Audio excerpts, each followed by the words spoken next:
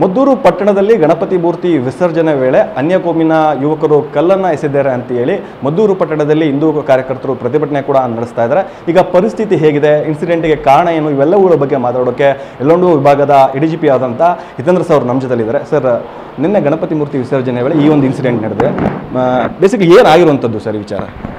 ಕರ್ನಾಟಕ ರಾಜ್ಯದಲ್ಲಿ ಸುಮಾರು 77,000 ಗಣಪತಿಗಳು ಈಗಾಗಲೇ ಸ್ಥಾಪನೆ ಆಗಿ ಅದರಲ್ಲಾಗಲೇ 74,000 ಗಣಪತಿಗಳು ಆಗಲೇ ಶಾಂತಿಯುತವಾಗಿ ವಿಸರ್ಜನೆ ಆಗಿದೆ. ಈ ಮದ್ದೂರು ಪಟ್ಟಣದಲ್ಲಿ ಯಾವುದೋ ಒಂದು ಗಣಪತಿ ಹೋಗಬೇಕಾದ್ರೆ ಅಲ್ಲಿ ಮಸೀದಿ ಮುಂದೆ ಕಲ್ಲು ತೂರಾಟ ಆಯ್ತಂತ ಆರೋಪ ಬಂದಿದೆ.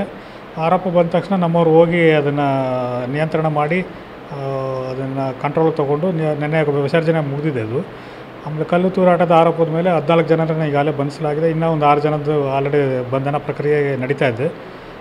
ಅದಾದ ನಂತರ ಇವತ್ತಿನ ಬೆಳಗ್ಗೆ ಕಾರ್ಯಕರ್ತರು ಅದನ್ನು ಪ್ರತಿಭಟನೆ ಮಾಡೋಕ್ಕೆ ಬಂದು ಮತ್ತು ಅದರಲ್ಲಿ ಕೂಡ ಇನ್ನೊಂದು ಧಾರ್ಮಿಕ ಸ್ಥಳಕ್ಕೆ ಬಂದಾಗ ಅನಿವಾರ್ಯವಾಗಿ ಪೊಲೀಸ್ ಇಲಾಖೆಯವರು ಬಲಪ್ರಯೋಗ ಮಾಡಬೇಕಾದ ಪ್ರಸಂಗ ಬಂದಿದೆ. ಈಗ ಕ್ರೌಡ್ ಇನ್ನೂ ಇದೆ, ಹಾಗಾಗಿ ಅವ್ರಿಗೆ ಶಾಂತಿಯುತವಾಗಿ ಅವ್ರಿಗೆ ನೀವು ಪೊಲೀಸ್ ಇಲಾಖೆ ನಿಮ್ಮ ಎಲ್ಲ ಏನಂತಾರೆ ಇಶ್ಯೂಸ್ ಏನಿದೆ ಅದನ್ನು ನಾವು ಕಾನೂನು ಚೌಕಟ್ಟಿನಲ್ಲಿ ಬಗೆಹರಿಸ್ತೀವಿ, ನೀವು ಹೋಗಿ ಅಂತ ಹೇಳ್ತಾ ಇದ್ದೀವಿ. ಅವರು ನಮ್ಮ ಮನವಿಗೆ ಕೊಟ್ಟು ಹೋಗ್ತಾರೆ ಅಂತ ಭರವಸೆಯಲ್ಲಿ ನಾವು ನಿರೀಕ್ಷೆಯಲ್ಲಿದ್ದೀವಿ. ಈಗ ಮುಂದಿನ ಇದು ಏನಿದೆ ಕಾರ್ಯಕ್ರಮ ಏನಿದೆ ಡಿಪೆಂಡ್ಸ್ ಯಾವ ರೀತಿ ನಡೀತದೆ ಅದು ಡಿಪೆಂಡ್ಸ್ ಆಗುತ್ತೆ.